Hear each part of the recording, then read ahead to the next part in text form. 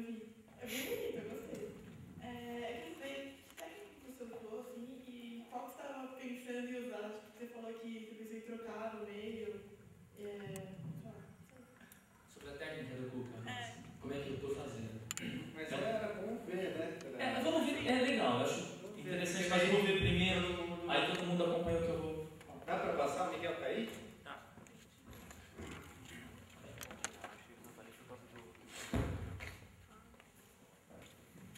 Ali, não sei se quem estava aqui não deu para ver quase nada nas partes mais brancas, né? Tá. Eu acho que deve estar passando de novo, a gente entrou na floresta. Mas então, nesse filme a gente tem essa presença muito do branco, sabe? Então tem muitas partes ali do Cuca que é esse grafismo de lápis e papel, né? A ideia do Cuca era um filme. Essa luz está um pouco forte. Não dá para ver um pouquinho? Volta naquele ponto que a gente estava lá, Miguel, por favor. Então, e aí a ideia do Cuca era um filme que nascesse de uma folha branca de papel, né? Que fosse o mais cru possível, né? Então essa parte que a gente viu do teaser, essa parte que ele que passa o vento, que ele está aguardando ali na estação, digamos, é a parte que fica mais próxima do que a gente vê de um desenho animado, assim, com fundo e tal. Porque boa parte do Cuca, ele tem essa a tentativa da gente fazer quase como se fosse um flipbook mesmo, sabe? De ver muita textura de canetinha, de lápis, né? Eu queria que o Cuca fosse um menino de desenho, né? Ele fosse um boneco palito, assim, muito simples, e que o filme tivesse essa simplicidade, né? A partir dessa ideia. E aí eu sabia o que eu queria, mais ou menos, assim, eu tinha um pouco esse conceito de filme na cabeça, assim, o roteiro me levou a seguir por esse caminho, mas eu não sabia muito bem tecnicamente como realizá-lo, né? Se eu ia fazer realmente um grande flipbook, daria muito trabalho, porque eu tenho alguns cenários meio complexos de floresta no meio, e aí ia ser meio trabalhoso ficar desenhando cada árvore de novo, e eu ia perder muito com isso, né? Então a gente acabou desenvolvendo um pouquinho melhor a técnica que a gente já havia usado no Vivi Vira Vento, que é o piloto de um seriado que a gente está produzindo, que é um seriado que eu criei, e que está sendo coproduzido pelo Canadá em parceria com a Mixer, que é uma grande produtora aqui de São Paulo. A Mixer ela já fez já tem a experiência de coprodução de seriado de TV, porque ela fez aquele Escola para Cachorro, que passa se não me engano, na TV Cultura. E aí o Vivi Vira Vento é um piloto que foi contemplado no edital que a gente ganhou da TV Cultura e da TV Brasil, e que possibilitou a produção de 10 pilotos de seriado, né, em animação. E 2 deles seriam transformados em séries de 13 episódios, né? E essas séries já foram feitas, né? 2 delas foram transformadas, e o Vivi seguiu por esse caminho de uma coprodução e vai virar 36 episódios em coprodução com o Canadá e a TV Ontário de lá, que também gostou do projeto e vai investir uma parte na produção. A ideia é que o Vivi comece no ano que vem. Bom, fiz um parênteses só para contar o que é o Vivi. Então a gente teve que produzir o piloto do Vivi no final de 2010, no final de 2009. E a gente levou 3 meses para fazer esses 10 minutos, 11 minutos, que era o tempo de duração. E aí eu desenvolvi uma técnica trabalhando diretamente no Photoshop. Tem um jeito que a gente descobriu já no final do Garoto Cósmico, quando a gente está fazendo os retoques no filme, em que a gente consegue flipar, né? Flipar é aquele negócio de passar rapidinho, flipar vem daquele, quando você pega aquele bolo de folhas da animação, você põe assim, segura com uma mão e na outra você passa com o dedão para você sentir o trabalho, como é que está, né? Animador mais clássico, que pegou essa época da animação mais tradicional, eles têm muito isso de você estar trabalhando na mesa de luz, e você chega num determinado ponto em que os 4 dedos que estão flipando aqui 4 ou 5 folhas, você consegue ver os desenhos e arrumar detalhes com o lápis e tal. Você vai passando essas 4 folhas, depois você troca, põe mais 4, vai fazendo assim e vai sentindo. Quando você já tem um bolo de folhas, você tira todo aquele calhamaço e aqui, ó, na mão, para sentir, né? Pois então, e aí a gente descobriu que poderia flipar usando o Photoshop. Tem um atalho lá, quando você usa várias layers, você abre várias layers em branco, deixa ela sem os olhinhos. E tem aqui o Alt, se não me engano, é o Alt com o colchete para um lado, colchete para o outro. Ele vai trocando o olhinho, depois ele desliga um olhinho e acende o outro. Então isso faz com que eu consiga ter quase que um flipbook ali. Eu descobri isso por acaso. E aí, a partir de então, eu fui desenvolvendo o meu jeito de animar no próprio Photoshop. Então eu tenho a sensação de quando eu estou ali na minha tela do meu computador, praticamente como eu estou dentro da tela de cinema. E eu vou construindo, assim, olhando com a tablet, com a caneta digital, o ponto que eu queria que o personagem tivesse, e vou meio que fazendo um personagem que é um pouco o que passou aqui, talvez estivesse um pouco claro para a gente ver. Sabe aquele negocinho? Eu gravei eu trabalhando no monitor. E essa não tem a velocidade real, é tudo rapidinho, desenha aqui e tal, faz aqui. Quanto mais rápido eu consigo desenhar um personagem, registrar o que eu vi ali, porque eu visualizo o desenho, aí eu tenho que buscar aquele desenho, aquela pose que eu visualizei, né? Eu tenho que copiar aquele fantasma. Quanto mais rápido eu desenhar, melhor para eu conseguir passar para a tela aquilo que eu visualizei naquele branco. Né? Assim também eu faço um pouco com o desenho, né? Capturar alguma coisa que a gente viu ali, né? Então, aí eu faço um, logo passo para o outro, para o próprio, aí vem uma página em branco, né? Aí eu posso voltar com o colchete, eu vejo o personagem, passo novamente para o branco. Então, aí eu vou flipando e vou desenhando, construindo um desenho após o outro e continuo flipando. E aí é legal, porque se você segura o Alt com o colchete, ele dá como se fosse um play, né? Então você consegue já sentir o movimento do Kuka. A primeira etapa de produção do Kuka é esse espaço em branco, onde eu faço um planejamento do que eu gostaria que fosse um cenário e vou trabalhando a animação do personagem sobre esse cenário.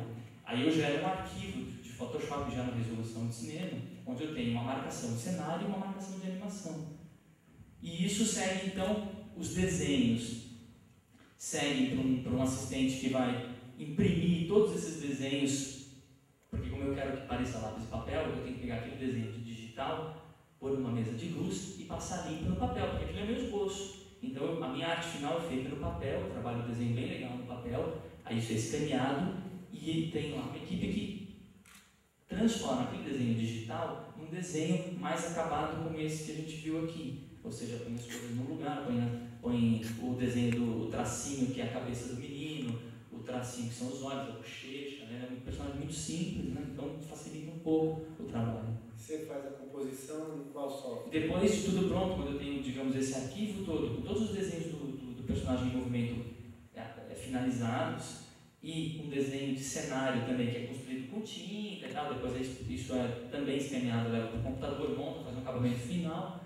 Uma vez que eu tenho tudo isso pronto, a gente vai para o After Effects. Aí então a gente gera uma câmera, mas isso tudo, esse cenário, esse arquivo, ele já vai com uma layer ali em cima indicando, digamos assim, todas as minhas indicações de direção, ou seja, eu quero que a câmera comece aqui, então eu gero um quadradinho aqui, ó, vem daqui, enquanto o personagem está correndo, eu escrevo lá em cima, ó, o personagem vai correr por aqui, corre com a câmera por aqui, quais são as instruções, né? O mais legal quando eu estou fazendo uma animação, eu acho que é muito importante a gente se colocar e viver, tá ali, eu me sinto muitas vezes do lado do próprio personagem. Eu tento abstrair o máximo. Quando eu estou animando o Kuka na floresta, eu estou na floresta com o Kuka. E eu tento concentrar o máximo para estar naquela floresta, sentir o vento que o personagem está sentindo.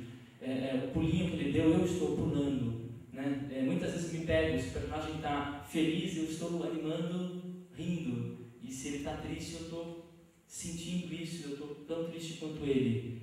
Isso me ajuda a passar para o personagem, para aquele ser que eu vou ver ali para capturar, que na verdade sou eu, né? É um espelho, então isso me ajuda a entender melhor o personagem que eu estou fazendo. Tem uma coisa que me chama a atenção nos seus filmes, vendo agora o teaser aqui, que você tem uma sensibilidade com os personagens que entra num universo lúdico e totalmente imaginário, que é o universo da criança também. Queria que você falasse um pouco sobre isso, como que esse imaginário funciona na sua cabeça e mais ainda, como é que você concebe suas histórias? Como é que você disse aqui que se você não tivesse aquilo que te motivou até o final do filme, você não consegue fazer. O que te motiva? O que você bate o olho assim e fala assim, eu preciso contar essa história? As histórias, elas surgem quase que elas acabam me encontrando. Eu nunca acho que eu consegui uma história. Parece que é a história que fica me perseguindo e olha, você tem que fazer isso aí. E aí me parece que são cutucões, assim, né? Olha, não é por aí, é por ali. Então, geralmente começa assim, eu faço anotações de sensações, né? Praticamente sensações no começo do projeto. Eu vou anotando isso em papeizinhos. Um menino no vento, voando no vento. Não sei o que é isso, mas um menino voando no vento, então um menino voando no vento. E aquela sensação de estar perdido, mas por que o menino está perdido? Está voando no vento. E aí eu vou criando situações e isso eu vou guardando numa pasta, um monte de papelzinho. Eu não sei por que em algum momento eu não olho meus papeizinhos, mas as ideias ficam lá. Eu acho que o fato de eu anotar reforça um pouco isso. Algumas até eu volto a olhar, mas o fato é que, de alguma forma, as ideias vão se juntando e vão se misturando, né? E quando eu vejo, no caso do Cook, eu já tinha ali, juntando várias ideias assim, eu tinha ali um pequeno argumento, né? E que já me apontava uma história de um menino que tinha perdido o pai, né? O pai do Cuca, o Cuca mora num fim de mundo de um país como o Brasil, na roça, e um belo dia ele está feliz, ele começa o filme assim, no meio dessa floresta mágica, lúdica, né? Infantil, e aí ele, que é o universo dele, mas ele mora num lugar que é uma seca, né? Assim, era a viagem dele ali naquele lugar. E aí uma hora ele ouve um sino e a mãe dele chamando para se despedir do pai. E aí eu narro, logo no começo do filme, o menino sentindo a perda do pai, que se aproxima. O pai pega uma mala, toca uma música numa flauta para o menino. E esse menino é um menino especial, um menino excepcional. Ele vê da música imagens. E aí então o menino vê o pai pegar a mala, o pai vai para uma estação de trem. Fica lá longe, o menino aqui olhando para o pai. Aí todo o cenário começa a sumir, fica só o menino e o pai. E aí aparece um trem que parece uma cobra no cachimbo. Cobra fuma, né? Cobra fuma no cachimbo, que é a chaminé do trem. Cuca vê dessa maneira. E essa cobra aparece, para na frente do pai, e quando ela vai embora, o pai não está mais lá, e está só o branco, que é o branco da folha de papel, que eu falo que eu queria explorar no filme. A partir então desse branco, o menino começa a ter uma angústia no começo do filme a gente mostra toda a angústia do menino, das lembranças dele com o pai e com a mãe também, que está ali com ele. E aí então o menino é levado por um vento e embarca numa jornada onde ele vai conhecer o mundo que está à volta dele. Então para mim, Cuca no Jardim tem um pouco esse sentido também. Além do Cuca, que pode ser o menino no jardim da casa dele, pode ser a Cuca da gente, Cuca, né?